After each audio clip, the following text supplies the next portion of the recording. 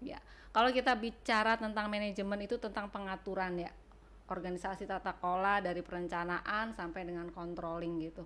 Nah, ngomong-ngomong tentang manajemen sumber daya manusia di bidang pertanian itu seperti apa? Oh, oke, sangat luas ya kalau Ya, bicara mengenai manajemen sumber daya manusia untuk semua sektor, dalam bukan bidang pertanian. bukan hanya pertanian. Ah, Jadi semua.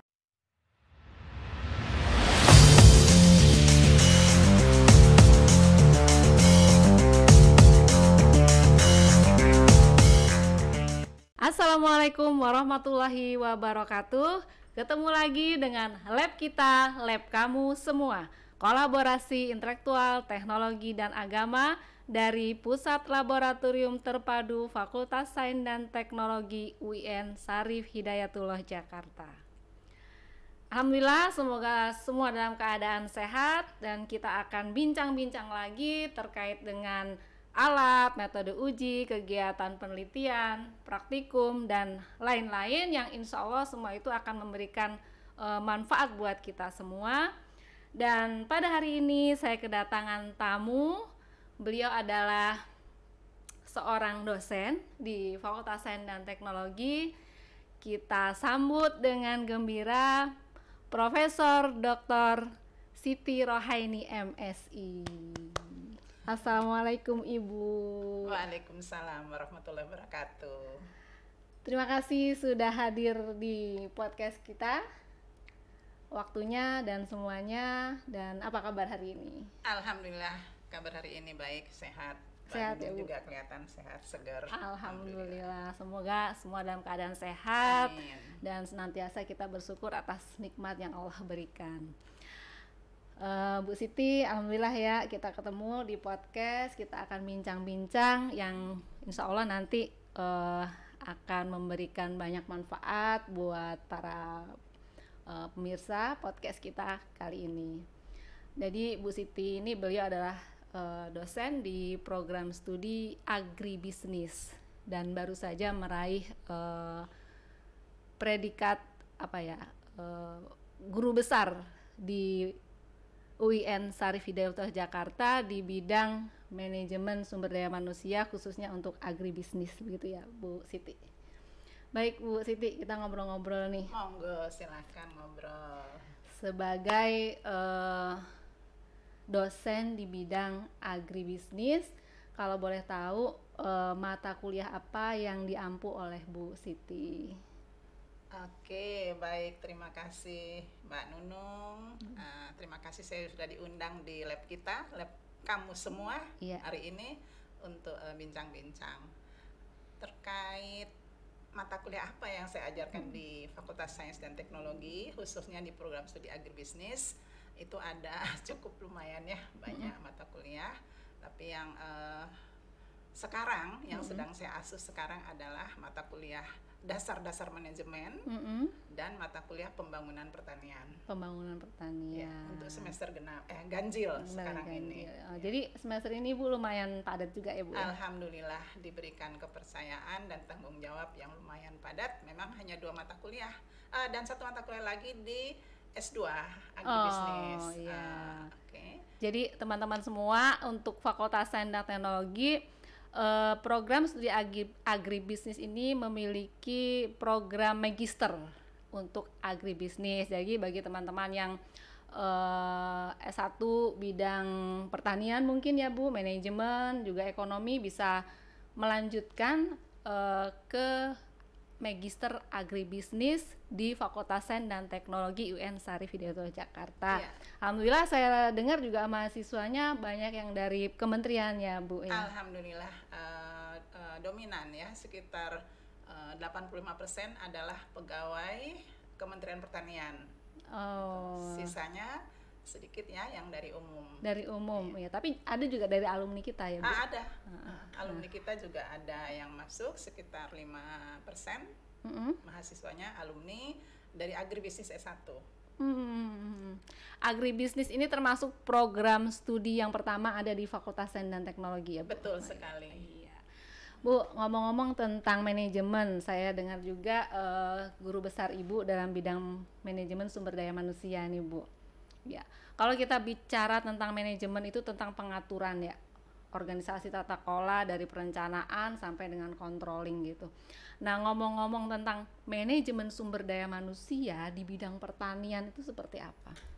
Oke, sangat luas ya kalau bicara mengenai manajemen sumber daya manusia untuk semua sektor dalam bidang pertanian. Bukan hanya pertanian, jadi semua sektor. Tapi kalau khusus untuk pertanian, otomatis memang sangat dibutuhkan ya manajemen. Jadi bagaimana memanage seorang mulai dari petani, pengusaha, pengambil keputusan, semua yang terlibat dalam sektor pertanian dari hulu sampai hilir. Nah, dari hulu sampai hilir. Ini yang menarik, Bu. Kalau kemungkinan kalau saya kebayang ya, kalau di pengusaha, industri atau kebijakan tuh kebayang lah saya bagaimana sumber daya.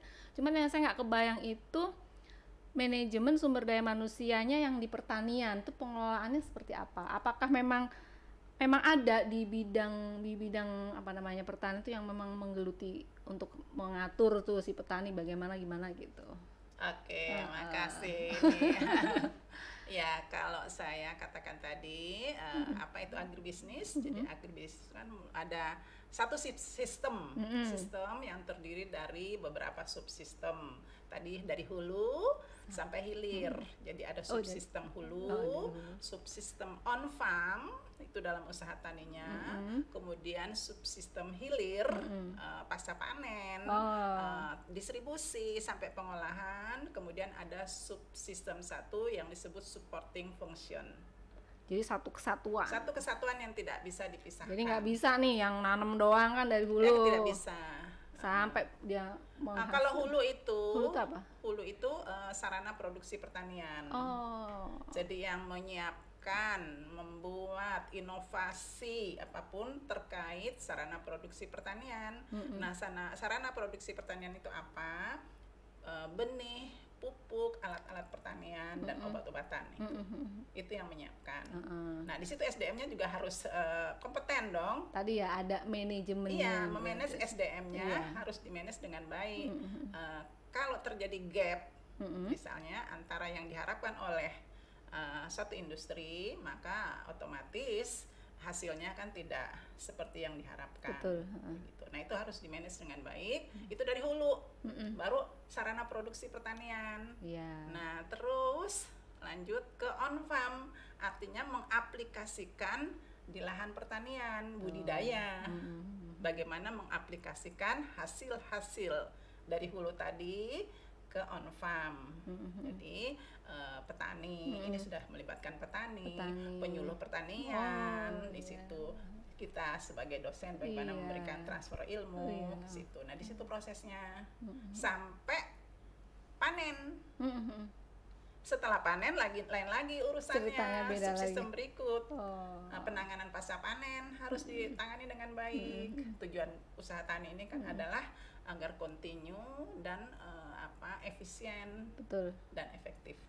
Jadi panjang memang apa ya, apapun itu tadi Bu Siti sampaikan harus ada manajemen. Ya, sekecil sekali. apapun Betul gitu ya. Sekali.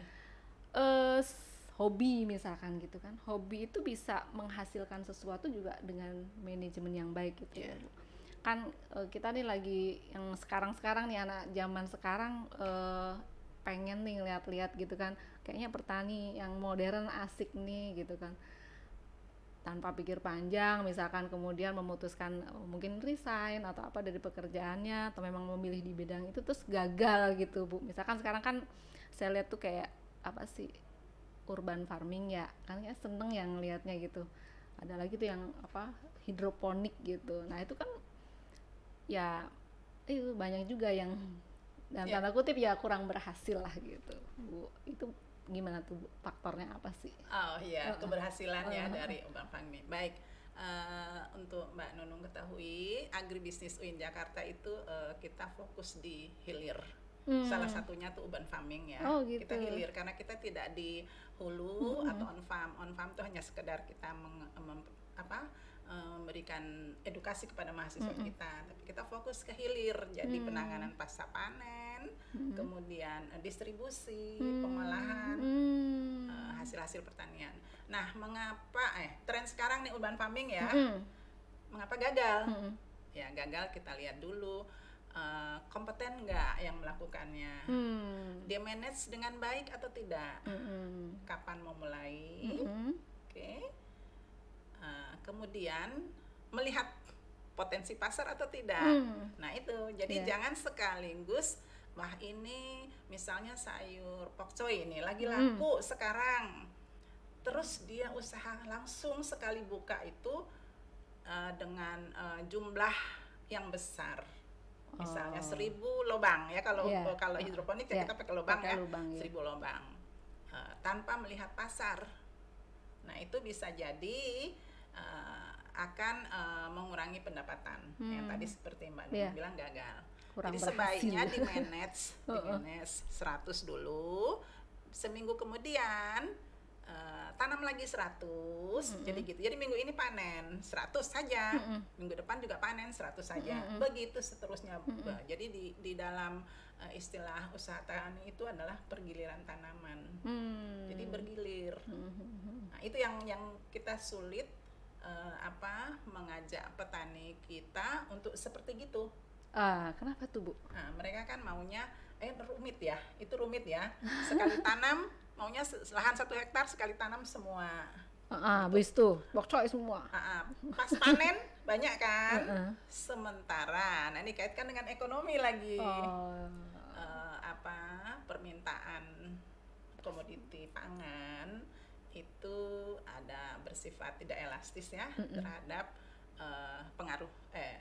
berpengaruh istilahnya tidak elastis terhadap perubahan harga. Artinya kalau pada saat panen raya otomatis penawaran akan tinggi. Yang dijual kan banyak ya, itu penawaran akan tinggi. Sementara permintaan kita terhadap sayur, tadi contoh satu jenis ya, sayur itu kan nggak mungkin pas pokcoy lagi banyak nih kita makan pokcoy banyak kan. Iya kan Mbak ya. Jadi kita tetap otomatis harga akan turun, nggak laku. Nah, ini nih yang masalah-masalah ini yang harus kita berikan pemahaman kepada petani kita mau melakukan pergiliran tanaman. Begitu juga untuk hidroponik yang urban farming, kan banyak orang sudah berpendidikan yang melakukan itu ya. Betul. Nah, sebaiknya kita bergilir. Itu saja, bergilir. Okay. Iya. Begitu Mbak Nunung. Ya, tadi kan disampaikan kalau di agribisnis yang di Fakultas Sains dan Teknologi masuk ke bagian yang hilir tuh, Bu. Berarti bagaimana mengolah atau mengelola hasil panen gitu ya. Nah, untuk saat ini Bu Siti dengan tadi ya, dengan pertanian yang dengan hasil panen kan nggak harus yang urban farming aja dong. Betul. Hilir itu kan yang dari petani juga dan sebagainya. Mahasiswa terjun praktek di situ? Iya, pasti. Mahasiswa praktek di kebun juga mereka praktek. Kemudian penanganan pasca panen juga mereka praktek. Jadi bagaimana melakukan penanganan pasca panen? Pertama dengan sortasi, agar bisa dipisahkan antara yang grade, jadi grade ya, grade. Itu salah satunya. Kan masalah petani kita kan nggak pernah di grading. Iya sih. Itu, pokoknya campur semua. Kalau di grade, nah itu pasarnya juga kan berbeda. Grade A pasarnya di mana, harganya bisa lebih tinggi dan selanjutnya. Iya. Gitu. Memang ini remeh ya tadi, kayak misalkan hasil panen nih banyak, kita pengennya udah jual aja, tapi ternyata dengan manajemen tadi ya Bu Siti. Jadi di grade, ternyata tuh cuman dengan di grade aja itu hasilnya insya Allah akan lebih meningkat sedikit lah ya, bukan banyak juga kali. Masih ada value added di situ. Ada value added, jadi dengan grade itu ada value added. Yang grade A otomatis harganya tinggi kan. Mbak Nunung kalau belanja di supermarket itu bukan pilih di supermarket yang dikemas. Itu pasti pasarnya juga beda ya. Kalau grade A masuk ke pasar swalayan gitu ya. Nah, itu grade itu harga tinggi. Yang di pasar tradisional pasti yang sudah grade yang kurang baik gitu. Itu kalau untuk grade yang praktek di situ. Selain mahasiswa kita praktek di kebun, juga praktek mengolah hasil pertanian menjadi produk lain. Ya, jadi itu disebut diversifikasi vertikal. Oh. Jadi penganekaragaman produk dari produk yang sama. Jadi dari singkong jangan dijual dalam bentuk singkong saja, dijual dalam bentuk keripik misalnya. Itu kan ada value added-nya. Iya, namanya apa Ibu? Diversifikasi vertikal. Vertikal. Bukan horizontal. Iya. Kalau horizontal itu kan dengan menanam beberapa Berbagai, jenis ya, tanaman. Iya. Tetapi kalau vertikal dengan merubah outputnya dari input yang sama dengan tambahan input lain. Maaf, itu teori begitu. Menarik sekali ya, karena kan petani ini seorang pahlawan buat kita semua. Betul sekali, berjasa sekali. Pandangan Bu Siti terkait dengan minat petani yang sekarang untuk lebih maju lagi, mengembangkan dirinya, kapasitas kompetensi dirinya, kayak tadi belajar lebih bagus untuk mengelola mungkin tadi ya hasil panennya, meningkatkan nilai tambah dari hasil panennya, itu bagaimana Bu? Iya. Maksudnya dari masa yang dulu sampai yang sekarang gitu. Ya kalau kita ceritakan pembangunan pertanian ya, petani Indonesia sekarang udah maju. Alhamdulillah sudah maju. Berkat karena nih dosen-dosen. Alhamdulillah ya. Pokoknya banyak lah. Salah satu kami dari pendidikan, perguruan tinggi, kemudian dari pemerintah berikan banyak alokasi dana untuk membangun pertanian. Jadi untuk bidang pertanian ini sangat banyak sekali bantuan pemerintah. Petani-petani kita sudah maju, sudah berkelompok, bahkan dari kelompok itu ada satu kelompok besar, dan mereka diedukasi terus, diberikan gini, ada inovasi baru, misalnya inovasi dari lembaga riset ya. Nah, itu yang menyampaikan ke petani siapa, yang bertugas menyampaikan inovasi itu siapa? Yang mengajarkan. Siapa? Penyuluh. Nah, ini SDM-nya nih, SDM pertanian nih penyuluh nih. Nah, SDM itu harus benar-benar kompeten menyampaikan inovasi baru yang dihasilkan oleh para ahli peneliti utama ke petani. Nggak mudah ya. Iya, betul. Nah, itu tugasnya mungkin penyuluh, bukan mungkin, itu tugasnya penyuluh pertanian. Saya terbayang sih Bu, kita harus turun, misalkan saya jadi penyuluh gitu ya, ketemu sama, mohon maaf ya, petani-petani yang konvensional mungkin ya. Kita kan nggak bicara yang petani yang tadi ya, yang berpendidikan, tapi petani yang memang kita turun ke desa-desa gitu ya, menjelaskan begini. Sudahlah mungkin mencernanya susah, kadang juga hopeless ya mereka, kadang kan enggak, aku mau pakai cara yang ini aja gitu. Sangat sulit. Penyuluh pertanian itu melebihi dosen. Subhanallah.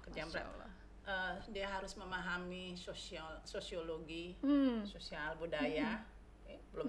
Belum tentu dia datang dia diterima. Betul.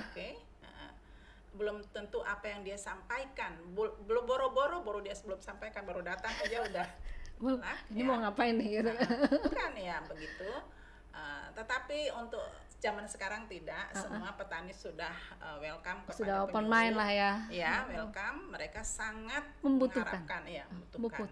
Alhamdulillah. Bantuan dari penyuluh pertanian. Udah maju sekarang petani kita. Alhamdulillah. Ada yang belum maju, tetapi itu sangat terpencil dan memang mereka tidak mau. Kan ada daerah-daerah tertentu yang tidak mau ya. Okay.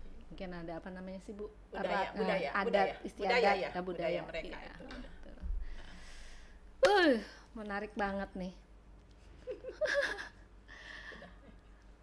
Pengen banget sih Bu, masih pengen ngobrol lagi nih, banyak banget masalah pertanian, karena kan ilmu manajemen, apalagi yang diatur itu adalah manusia dengan berbagai variabel yang berbeda-beda gitu, baik daerah dan sebagainya. Heterogen, mereka tingkat pendidikan heterogen, usia heterogen, tapi latar belakang budaya heterogen, ya.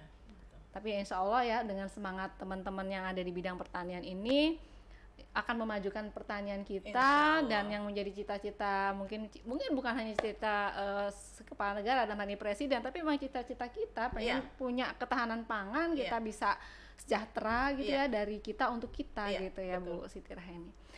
Baik Ibu, terima kasih, Masya Allah. Terima kasih. Saya jadi bayangin seru juga kayaknya turun ke lapangan ngejelasin gitu ya sama petani. Ya terus biasanya kalau dari petani dapat oleh-oleh. Oh iya, dapat oleh-oleh, bahkan bawanya banyak. Silakan Ibu ambil saja, Ibu mau apa.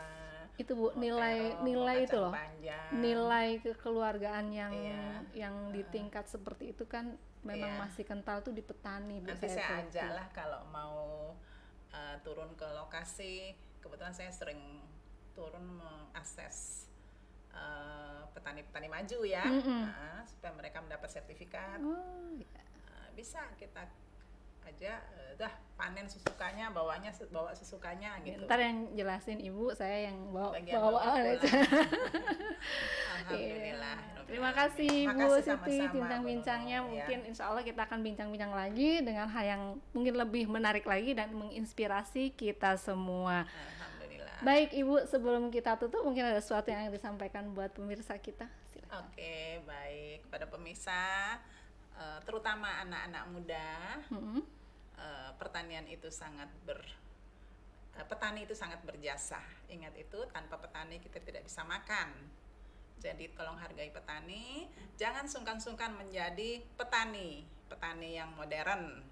Terima kasih. Wassalamualaikum warahmatullahi wabarakatuh. Waalaikumsalam. Ya, sekian podcast kita hari ini, dan saya Nunung Isnaini undur diri. Terima kasih yang sudah menyaksikan dari awal sampai akhir. Mudah-mudahan semuanya mendapatkan manfaat dari obrolan ringan di podcast kita, di podcast lab kita, lab kamu semua dari Pusat Laboratorium Terpadu Fakultas Sains dan Teknologi UIN Syarif Hidayatullah Jakarta. Saya pamit undur diri. Wassalamualaikum warahmatullahi wabarakatuh. Waalaikumsalam.